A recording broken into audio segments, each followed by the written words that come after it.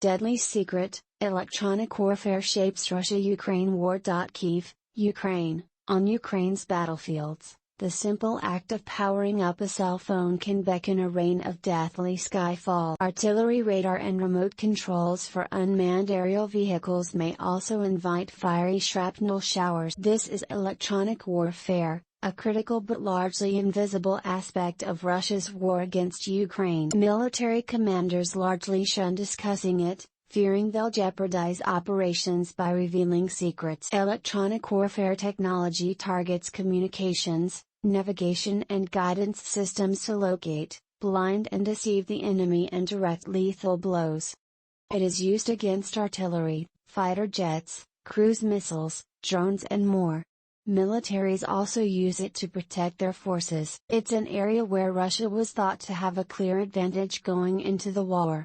Yet, for reasons not entirely clear, its much-touted electronic warfare prowess was barely seen in the war's early stages in the chaotic failure to seize the Ukrainian capital of Kyiv. It has become far more of a factor in fierce fighting in eastern Ukraine, where shorter, easier to defend supply lines let Russia move electronic warfare gear closer to the battle. They are jamming everything their systems can reach, said an official of Aerorozvedka, a reconnaissance team of Ukrainian unmanned aerial vehicle tinkerers, who spoke on the condition of anonymity because of safety. We can't say they dominate, but they hinder us greatly.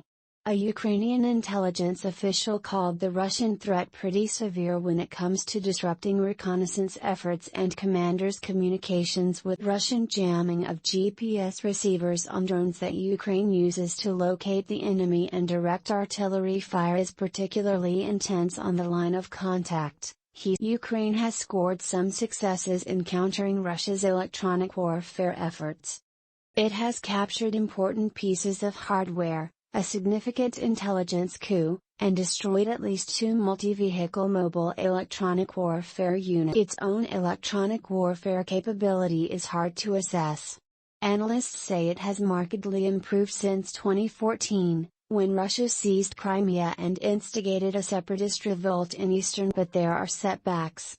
Last week, Russia claimed it destroyed a Ukrainian electronic intelligence center in the southeastern town of Dniprovsk. The claim could not be independently confirmed, and Ukrainian officials did not respond to a request for comment. Ukraine has also made effective use of technology and intelligence from the United States and other NATO members.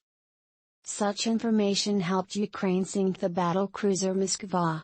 Allied satellites and surveillance aircraft help from nearby skies, as does billionaire Elon Musk's Starlink satellite communications network. Electronic war has 3 basic elements: probe, attack and protect. First, intelligence is gathered by locating enemy electronic signal. On attack, white noise jamming disables and degrades enemy systems, including radio and cell phone communications, air defense and artillery radars. Then there is spoofing, which confuses and deceives. When it works, munitions miss their targets. Operating on a modern battlefield without data is really hard, said retired Col. Lori Buckout, a former U.S. Army electronic warfare chief. Jamming can blind and deafen an aircraft very quickly and very dangerously, especially if you lose GPS and radar and you're a jet flying at 600. All of which explains the secrecy around electronic warfare.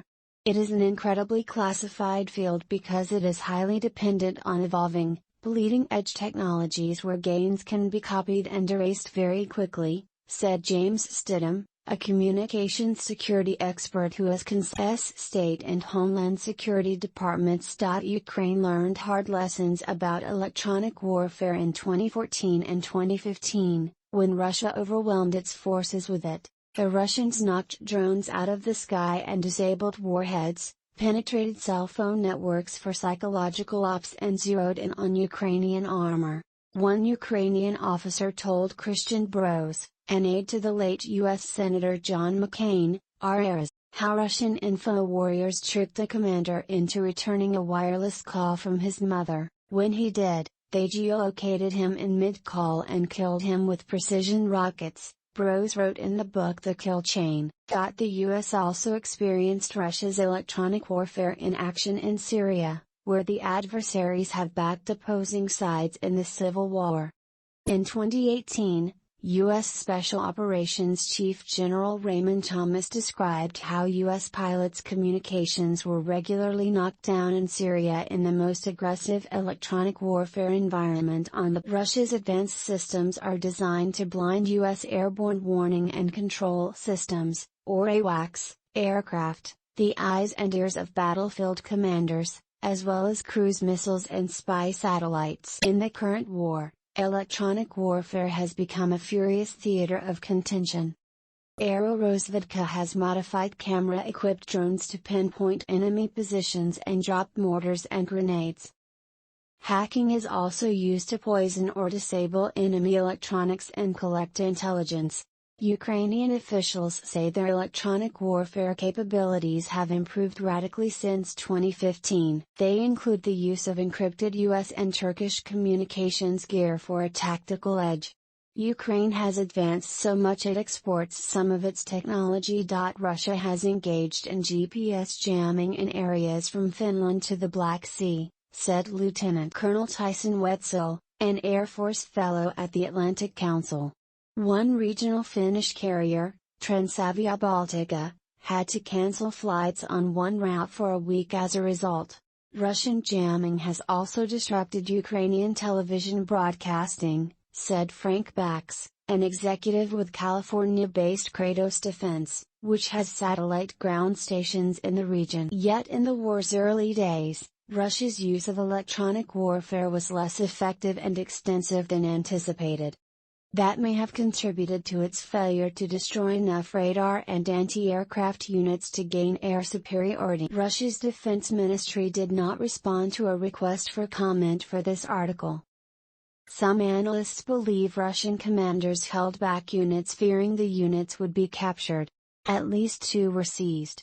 One was a Krasha 4, which a U.S. Army database says is designed to jam satellite signals as well as surveillance radar and radar-guided weapons from more than 100 miles, 160 kilometers. The other, the more advanced Borisogleps 2, which can jam drone guidance systems and radio-controlled landmines. Russia may have also limited the use of electronic warfare early in the conflict because of concerns that ill-trained or poorly motivated technicians might not operate it properly. What we're learning now is that the Russians eventually turned it off because it was interfering with their own communications so much, said retired Lieutenant General Ben Hodges, a former U.S. Army commander for Europe. The communications problems were evident with many Russian troops talking on insecure open radio channels, easily monitored by outsiders. It's unclear how much of an edge Russia's electronic assets may now offer.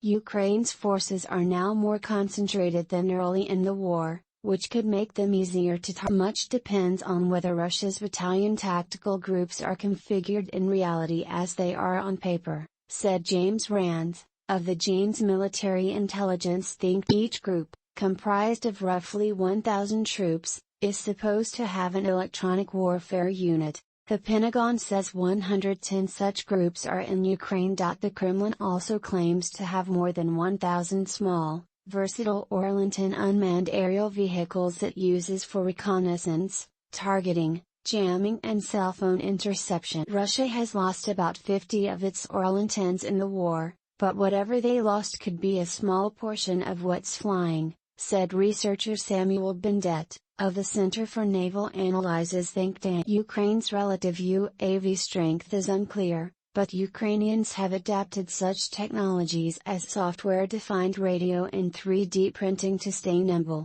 The US and Britain also supply jamming gear, but how much it helps is unclear. Neither country has offered details. The ability of both sides to disable the other's drones is crucial, with the artillery they scout now so decisive in battles. Musk's Starlink is a proven asset. Its more than 2,200 low-orbiting satellites provide broadband internet to more than 150,000 Ukrainian ground stations. Severing those connections is a challenge for Russia. It is far more difficult to jam low Earth orbiting satellites than geostationary ones. Musk has won plaudits from the Pentagon for at least temporarily defeating Russian jamming of Ukrainian satellite uplinks with a quick software fix. But he has warned Ukrainians to keep those terminals powered down when possible. They are vulnerable to geolocation, and recently worried on Twitter about redoubled Russian interference efforts. "I'm sure that the Russians are getting smarter about that now," said Wetzel, the Air Force lieutenant colonel.